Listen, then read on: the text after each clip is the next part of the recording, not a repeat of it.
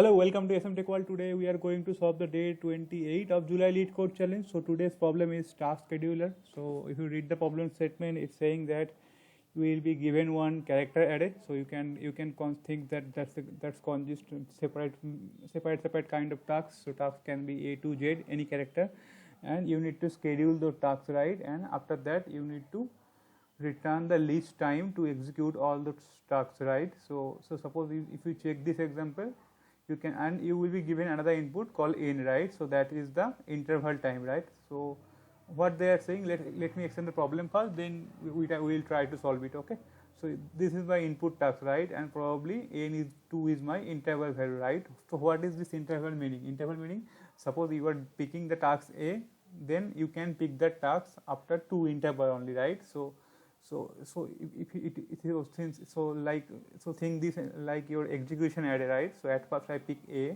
after that again I can pick after 2 interval 2, right? So in these two interval will be blank as of now, right? Again after that again I can pick A, right? So after 2 interval, so that's the meaning of interval. Okay, so now in these 2 interval I can pick one B, right? So I can put one B here, but I can't put B again because B also can't repeat after before 2, right? So you can't write B here, so you can write B here, because if you write B here interval is 2, right? Similarly we can write B here. So total how much time are we taking here? So you can think each cell as 1, so we are taking total 8, right? So our answer will be 8 in this case, right?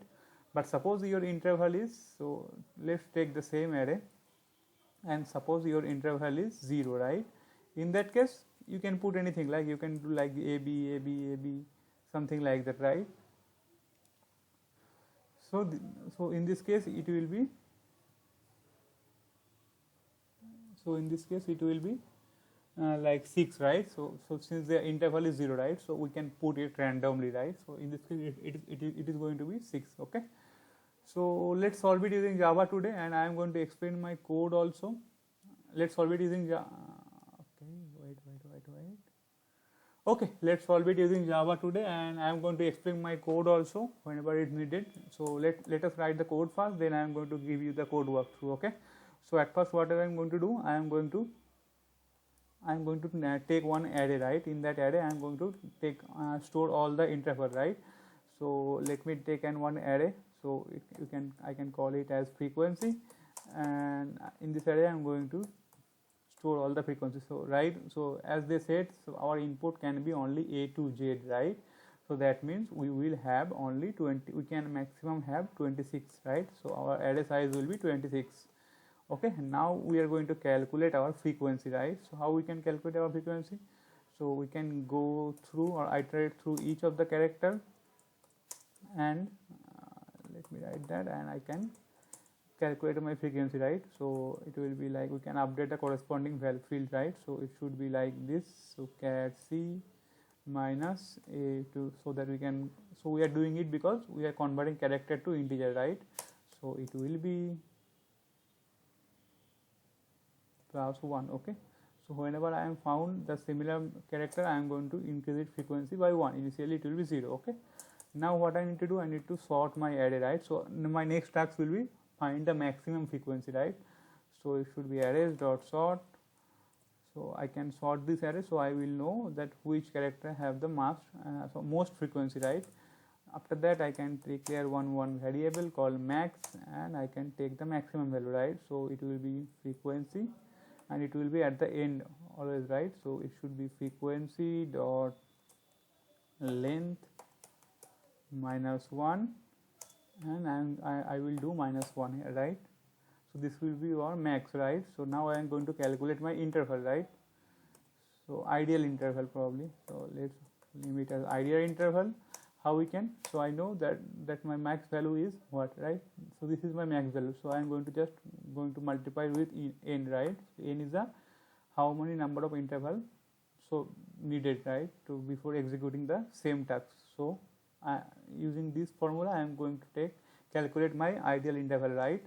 After that what I can do, I can again run my for loop, and I can calculate, right?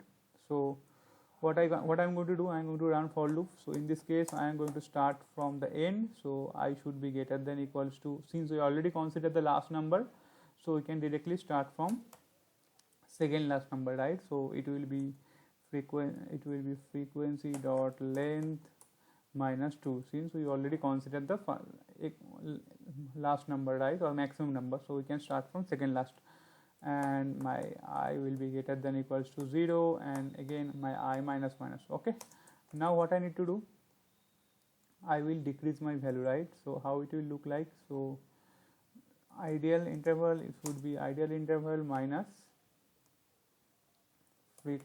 math dot mean.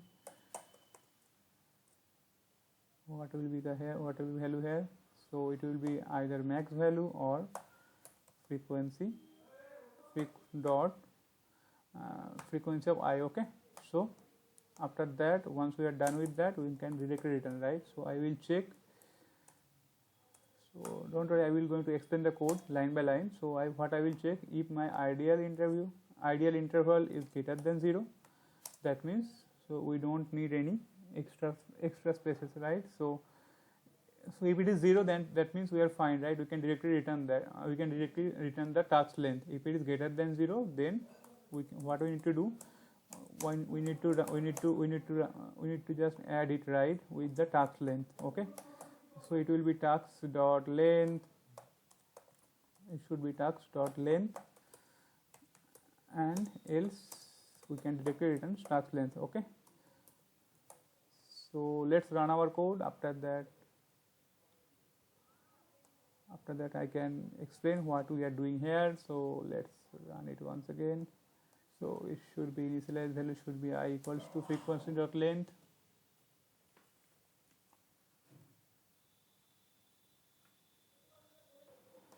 okay, so it should be task dot length. Let's run it once again and check whether it's compiling or not. Yeah, you can see it's compiling. Let's submit our answer also and check whether it's accepted or not. Yeah, I think it's accepted. So what we are doing here, right? So let's go through our code and try to understand. So what I am checking, so I am building one array, right? So let me take one array probably. So array size will be 26, but in this case we have only 2 characters. How it will look? So I am just at first calculating our frequency, right? So everything will be 0. So my frequency array will look like this, right? Now what I am doing here, I am just sorting this array, right? So we are just sorting this array to take the maximum frequency, right? So if we sort it, it will look like this. So it will look like 3 and 3. Okay, so it will look like this. Now I pick this value. I pick this value as the maximum frequency, right? So my max is 3, but now I am going to calculate the number of ideal interval, right? So since my maximum frequency is 3, like this, for the last number we don't need any frequency ideal interval, right? So in this case, so we are taking here max minus 1. That means max minus 1 equals to 2. So what we are doing here, 2 into n, right? So that means we need 4 ideal interval, right, to execute 3. So to execute 3 A tasks, we need 4 ideal interval, right? So we can execute 1, then there should be 2 ideal state or ideal interval, then again I can execute A, then again there should be 2 ideal interval, then again I can execute A. For the last number we don't need it, right? So you can ignore this. So this will be my, so the total ideal will be my ideal interval will be my 2 into n, right? That means 4. Now what we are doing here, we are going through this array once again from now for this one, right? So we are going through this array once again, and I am considering from the second last digit, right? So I will check, okay, this is my 3, right? So this is my B value. I will check that okay, can I put B here? Okay, I can put B here, right? Good. Then I am going to decrease my ideal interval, right? So you can say like, so you can write like this, ideal interval. Initially it will be 4. Then okay, I can find that, okay, I can put here, so I can find 3, right? So that means I can use these spaces, right? So directly I can decrement ideal interval, right? So it will become, Okay, so when iterating, I can see, okay, my next number is 3, right? And my total max earlier was 2, right? So I have two slots. So I can put in this fourth slot, I can put 3 numbers, right? 2 numbers only, right? Since the interval 2, right? So I will put like this. So I will put like this, right? So after putting the 2 numbers, so still my ideal interval will be left as 2 only, right? Because these two spaces are blank. Okay. So now at the end, what we are checking in this line, what we are checking here, we can check that my interval is still greater than 0. Okay, yeah, I found, okay, it's still greater than 0, right? We have still two space, this space and this space, right? It's greater than 0. Then what I am going to do, I am going to take the length of this whole array. Initially it was 6, since we are executing all the 6, and in between we need to put 2 interval, right? So that is my remaining interval, right? 2. So 6 plus 2, we are returning 8. Okay. But suppose for the second scenario, my interval is 0, right? In this case, so if I utilize all my interval, then we are just returning task.length, right? So in case of 0, it will go through this section only, right? So that's pretty. So okay, so let's do some time complexity analysis also of our code. So you can see that so here the time complexity order of n. So we are just iterating. So it's a constant time, right? So since the array length is always 26, so it's not. So we can do the sorting also. So that will not also take time, right? So so we are solving it in constant type, right?